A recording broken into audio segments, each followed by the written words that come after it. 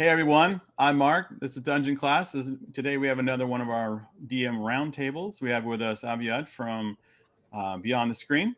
We've got Fred from How to D&D and Mr. WallyDM from WallyDM channel.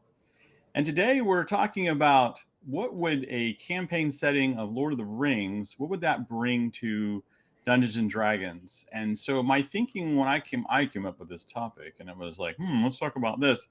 My thinking was that Magic the Gathering has announced they've announced a set coming out of Lord of the Rings, which Gonzo and I are really stoked about, I might say.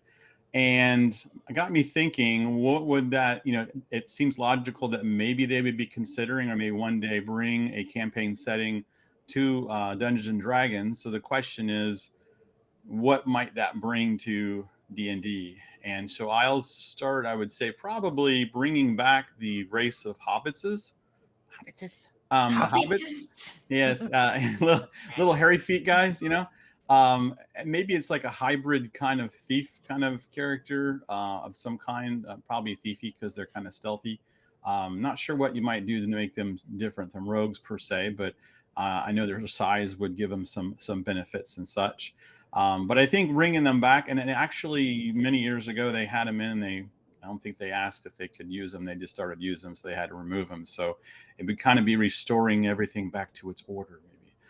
So I think it'd be an interesting thing to have a new race, a new someone to be there with halflings and stuff, but you'd have to do some things to make them a bit different. So I think it'd be kind of neat to have hobbits and World of Warcraft. Oh, wrong game. Dungeons and Dragons would be a cool idea. So what do you think, Aviad? What do you think that Lord of the Rings would bring to Dungeons and Dragons? Actually, I'm not entirely certain because I feel like most of the fantasy tropes, we already have the Lord of the Rings tropes kind of implemented into D&D. Because that type of fantasy, I feel, inspired a lot of the official books and the games that people like playing. So I think that if someone wants to run a Lord of the Rings campaign today, it would be relatively easy to just use D&D and take the maps and places from the setting, from the books, from whatever. So I don't know. It certainly can give us a lot of information about the world, things like kind of expand on things that we may have not seen yet. I personally have not read the entire trilogy, but I've seen the movies. Yeah, burn him at the stake. What? What? Get him! Yeah. That's understandable. No, good points. Yeah, definitely things have been. You can see a lot of the influence of in the game that definitely came from Lord of the Rings, and there's no doubt about it. Good points. Very good. Wally, what do you think? Well, Aviad, I'm not gonna leave you out there by yourself. I do not read books, and that includes the Lord of the Rings trilogy. Though I did watch all three of them. So what? I've got a couple things, and I don't have a lot of the knowledge of Lord of the Rings nerdism and lore and stuff like that. But one of the things that I thought of what would be cool is your sessions are going to last 3 hours, and it's just going to stop suddenly. Because that's what I remember from the first movie. I'm just watching it. I was just like, oh, this is fun. Then all of a sudden, it's over. Like, yeah, roll credits. And you'll just have a taller DM screen. You'll just start bringing up slowly. Yeah, that's it. All right. Good night, everybody. I'll just fold up that DM screen and be like, and just leave without saying anything. The players are like, what just happened? Leave him wanting more. Yeah. But in serious, what I can see in a Lord of the Rings D&D book is one of the things that even more than the personal level with Frodo and all of the characters that were there is the mass combat. And I'm going to not pretend like I know what any of these battles were or what they're trying to do. I just remember a lot of the good guys, your elves, your humans, your dwarves, and there's like all of these orcs, and they're like, fighting and stuff. So what I think they could do with a Lord of the Rings D&D book is bring back those mass combat rules. So they Mm. could have. Last time I seen them was in the basic set. Although I do believe I think Matt Colville's book might have some rules Yeah. for mass combat as well, but we don't have anything for 5e. So I could see them maybe even breaking it down. Maybe you're not even just commanding armies. Maybe you have platoons or squadrons or something like that. So Right. as a DM, you could run this massive Lord of the Rings battle, and your PCs could take on a few soldiers, a squad, a platoon, an entire battalion, or what have you, and just provide maybe a little bit of a mass combat type of a game. That'd be really cool. It kind of comes back full circle, back to the days of chainmail, which is where it all started. So it'd Yep. be, Yeah. yeah, there's something poetic about that. Yeah. All righty, Fred. What do you got for us? Surely you've read Lord of the Rings. Actually, I have read The Hobbit and the Lord of the Ring books The before Hobbit I as well. watched the movies. Yes. Yep. So yes, I do know those stories pretty well. I would say, what would Lord of the Rings bring to Dungeons and Dragons?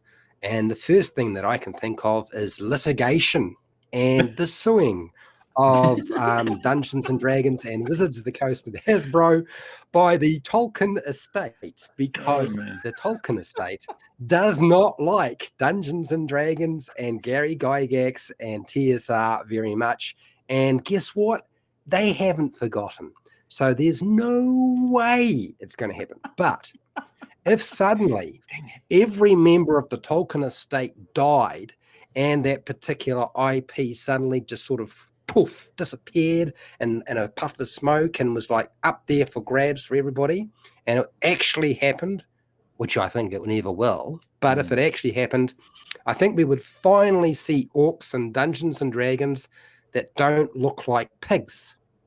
Yes. That was one of the Yes. factors around orcs that let's say TSR and Gary had an issue with the Tolkien estate. Is the orcs that they talked about were basically ripping off out of the Lord of the Rings and the Hobbit, and so the discussion around that. So yeah, we would get orcs that went back to looking like they did in the Lord of the Rings that we remember.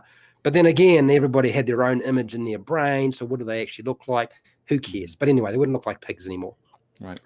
I think that Wizards of the Coast and Hasbro and Dungeons and Dragons would benefit from a far more famous and better intellectual property than they currently have with Lord of the Rings, that people would actually recognize far more. If you haven't figured it out, I'm being very, very facetious and sarcastic right now, but there is some truth to it as well, because that's not what I sort of do.